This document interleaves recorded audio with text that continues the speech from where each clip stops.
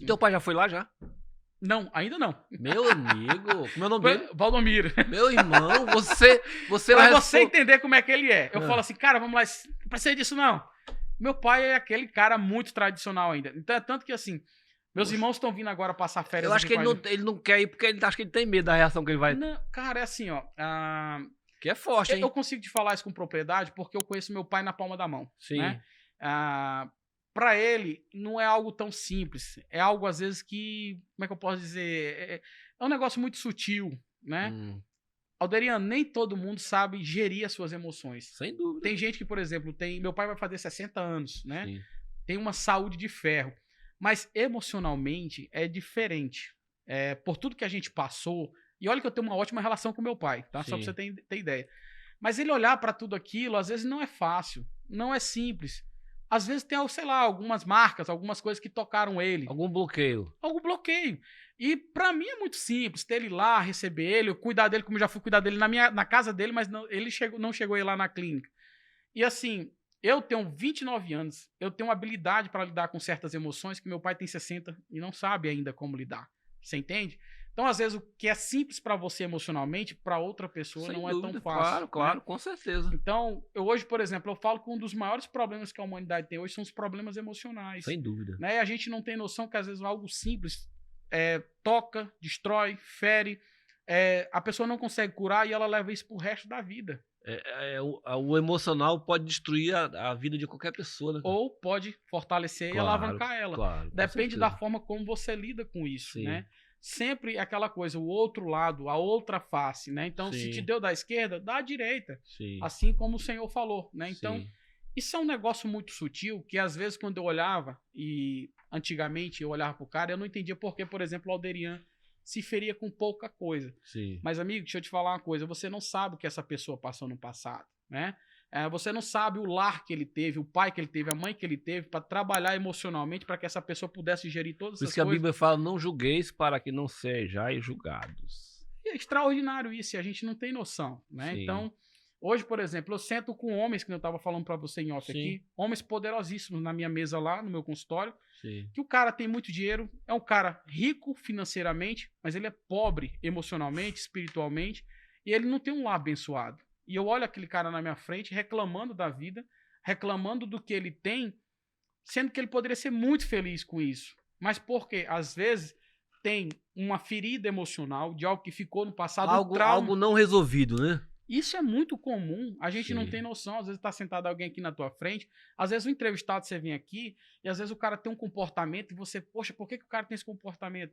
Vai buscar no passado o que esse cara teve, Sim, o sem berço de dúvida. onde ele veio, as feridas que ele carrega, Sim. e principalmente as feridas que não foram curadas. Sim. A humanidade está doente, cara. Tá né? mesmo. Tá doente.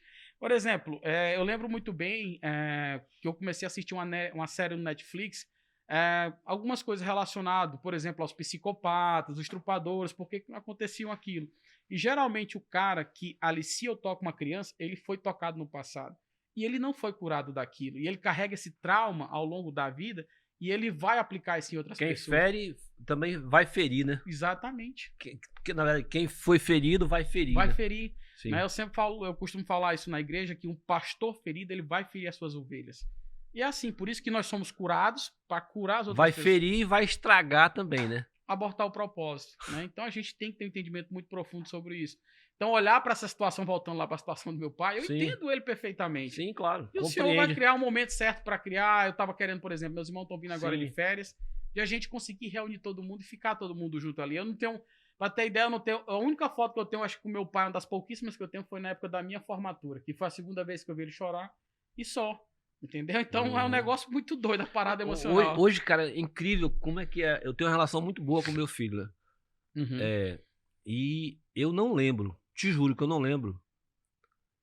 A única coisa marcante que eu lembro que o meu pai falou pra mim, Uhum. antes de morrer, foi assim: meu filho, eu tenho muito orgulho de você. Só. Pronto. Aquilo marcou minha vida, cara. E quantos não queria ter ouvido isso, né? Pô, eu tenho orgulho do homem que você se transformou, entendeu?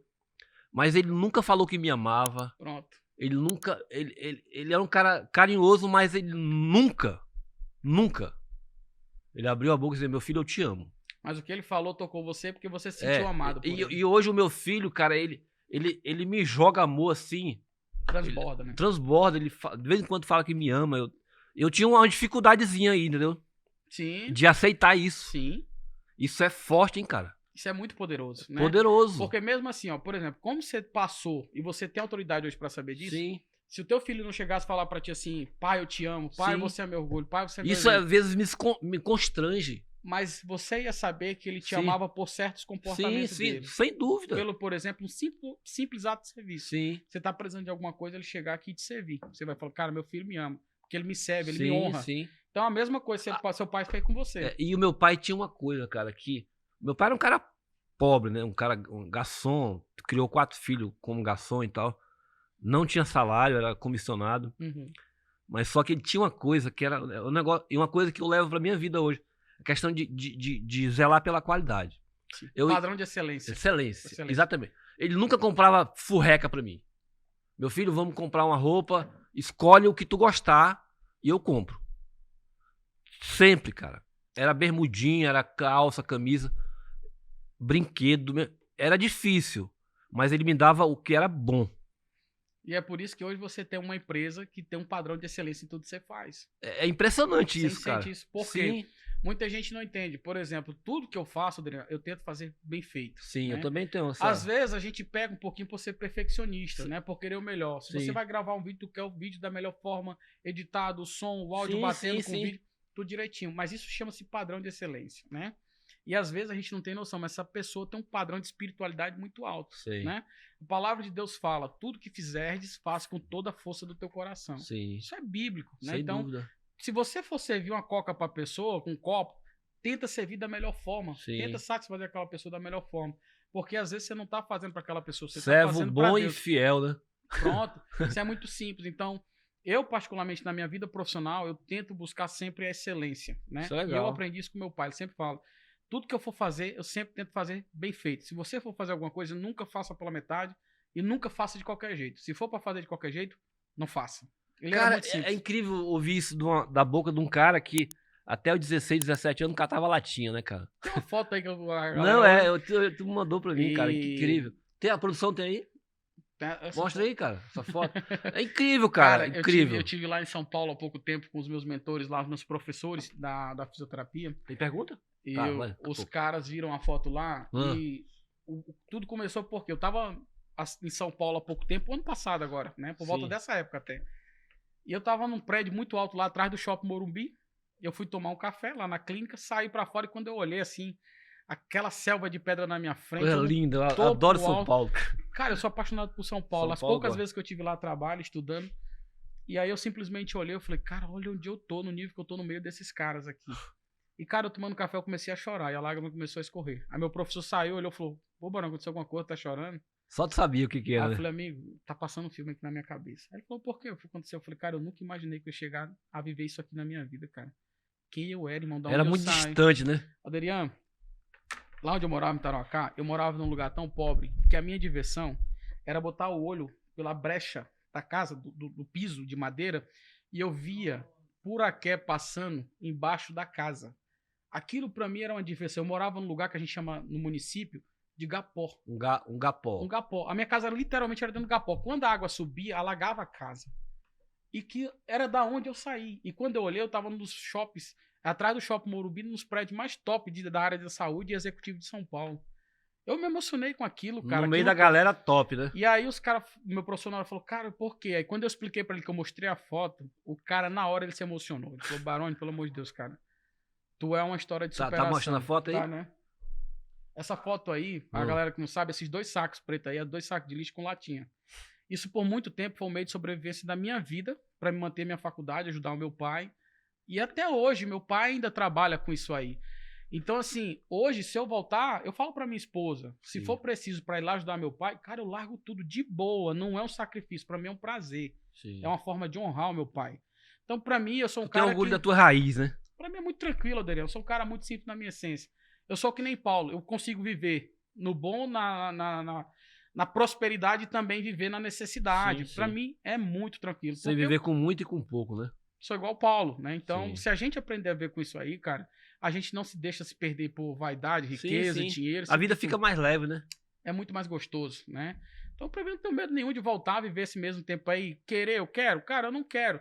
Porque, assim, o que eu vejo que as pessoas, ao longo do tempo, elas O demonizaram. ser humano se acostuma muito rápido com uma coisa boa, né? Não, e assim, ó, Também. as pessoas, ao longo do tempo, a sociedade, ela meio que criminalizou e meio que demonizou dinheiro, prosperidade, Sim, sim, sim. riqueza. Né? E, cara, é muito importante. Quem tem dinheiro é porque tá roubando, tá fazendo uma coisa errada, né? Não, cara. Não é isso, né? Não tem uma coisa mais nobre nessa vida do que você enriquecer Claro. e você conseguir ajudar as outras pessoas Sem através da tua dúvida. riqueza. Sem dúvida. Então você tem uma empresa. Se você tem uma empresa próspera que ela está crescendo e enriquecendo, você consegue ajudar as pessoas que estão à tua volta. Sem dúvida. Né? Se você for pegar os homens mais ricos do Acre, ele tem diversas pessoas debaixo da asa dele, Sem trabalhando nas empresas, colaboradores. dúvida. Sem dúvida. Uma forma muito fácil de falar aqui, Grupo Arasuper, ele tem em média 3 mil funcionários diretos e indiretamente quase 10 mil pessoas em volta dele, Sem que dúvida. precisam daquele trabalho. E tá daquele... só crescendo, né? Cada vez mais. Primeiro porque é uma empresa com princípios e valores, né? Sim. Você tem também o Grupo Recol, Sem que é um dos dúvida. maiores grupos aqui do Acre. 1.000 colaboradores direto, indiretamente 5, 6 mil colaboradores. Fora o estado. Fora do estado também tem um Então, ou monte. seja, se você for olhar o lado bom de tudo isso, esses homens prósperos, ricos também, e ricos no sentido não só financeiro, mas também, né? Sim. A riqueza, de fato, que riqueza as pessoas não entendem, mas riqueza não é dinheiro, né? Sim. É você ter um lar próspero, uma família abençoada, dúvida. né? Ter uma boa relação com a tua esposa, com teus filhos. Então, olha só o que esses caras agregam na vida das outras pessoas. Então, Deus enriqueceu eles, não só para eles, né? Para as próprias vontades e deleites deles, É mas para vontade todos de aqueles Deus, que estão à volta, né? Com certeza. Então, isso é muito legal, cara, muito Legal, importante, bacana. né? E aí, gostou do conteúdo? Se gostou, comente, compartilha com os amigos e, claro, não se esqueça, se inscreve no nosso canal Alderian Campos no YouTube.